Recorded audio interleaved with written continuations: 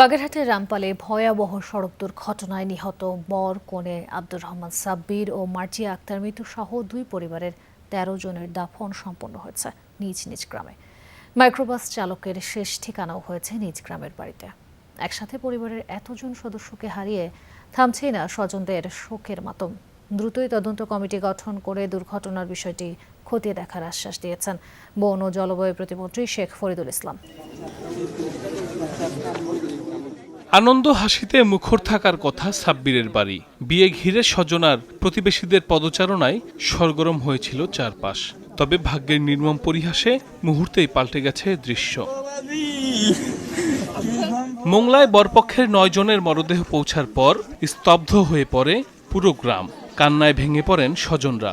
দুপুরে উপজেলা পরিষদ মাঠে নামাজে জানাজা শেষে মরদেহগুলো সমাহিত করা হয় পৌর কবরস্থানে।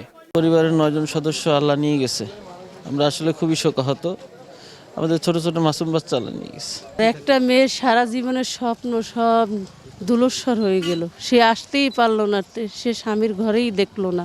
একটা পরিবারে ২-৩ জন বাদে বাদ বাকি সব সদস্যরা মারা গেছে। বাচ্চা কাচ্চা বলে আমাদের পরিবারে আর কেউ নেই। লাল বেনারসিতে সেজেছিলেন নববধূ মার্জিয়া আক্তার মিতু। ভোরে খুলনার কয়রা উপজেলার নাকশা গ্রামে পৌঁছায় মিতুসহ বোন লামিয়া এবং দাদি রাশেদা বেগমের মরদেহ। জানাজা শেষে দাফন সম্পন্ন হয় তাদের।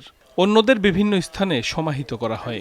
গোছান করিয়া ডাক্তারা করি জামাই মেয়ের পাঠাইয়েছে 8টার দিন।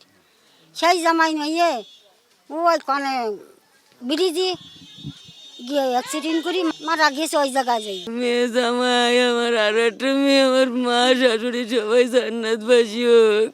দুর্ঘটনা কবলিত সড়কটি 4 লেনে উন্নীত করার উদ্যোগ গ্রহণের আশ্বাস দিয়েছেন পরিবেশ ও বন প্রতিমন্ত্রী শেখ ফরিদুল ইসলাম।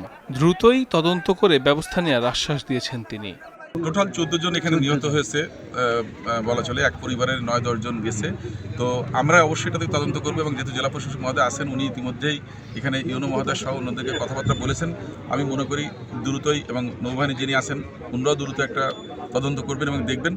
বৃহস্পতিবার বিকেলে বাড়ি ফেরার পথে বাগেরহাটের রামপালে বাবুবাড়ি এলাকায় বাসের সাথে সংঘর্ষ হয় বরযাত্রীবাহী মাইক্রোবাসের। এতে নিহত হন বর কনে সহ দুই পরিবারের ১৩ জন সদস্য। মারা যান মাইক্রোবাস চালকও। সাইফ আহমেদ, যমুনা নিউজ।